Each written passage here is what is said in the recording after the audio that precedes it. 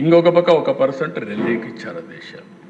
200 వచ్చినప్పుడు మాల సామాజిక వర్గానికి 7 చేసి, మాదిగ సామాజిక వర్గానికి 7 చేసి, 1 వచ్చి రెల్లీస్కి ఇచ్చారు అధ్యక్ష. అంటే మాల సామాజిక వర్గానికి ఇది ఒక క్లారిటీ ఉండాలి అధ్యక్ష అందరికీ. రోస్టర్ అన్నప్పుడు 6.5 అయితే ప్రాబ్లం వస్తుంది, 100కు 6.5 ఇవ్వలేము. లేకపోతే మాల సామాజిక వర్గం 7.5 అయితే 7.5 అన్నప్పుడు హాఫ్ ఇవ్వలేము.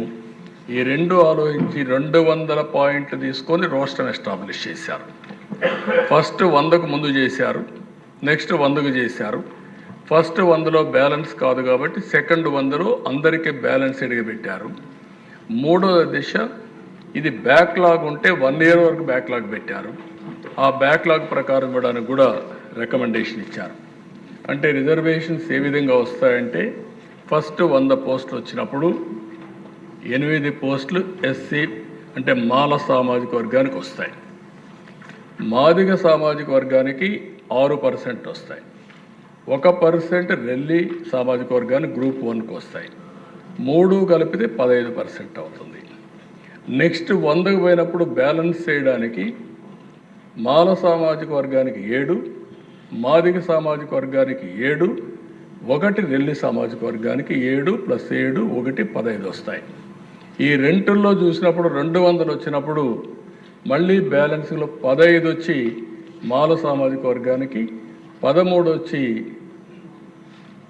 మాదిగ సామాజిక వర్గానికి, 2 వచ్చి ఏదైతే రెల్లి సామాజిక వర్గం ఉన్నారో వాళ్ళకు 1% వస్తుంది.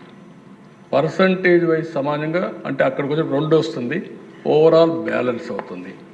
ఇది వాడు ఇచ్చిన రిపోర్టు. దీనివల్ల 200 ఫస్ట్ 100 పాయింట్లు వచ్చినప్పుడు మాల సామాజిక వర్గానికి ఎక్కువ వస్తాయి, రెండో 100 వచ్చినప్పుడు బ్యాలెన్స్ అవుతుంది. ఓవరాల్గా చూస్తే 6.5, 7.5, 1% బ్యాలెన్స్ అవుతుంది. ఇది వారు ఇచ్చిన రిపోర్ట్ అధ్యక్ష.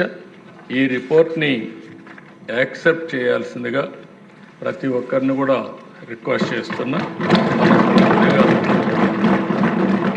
అందరినీ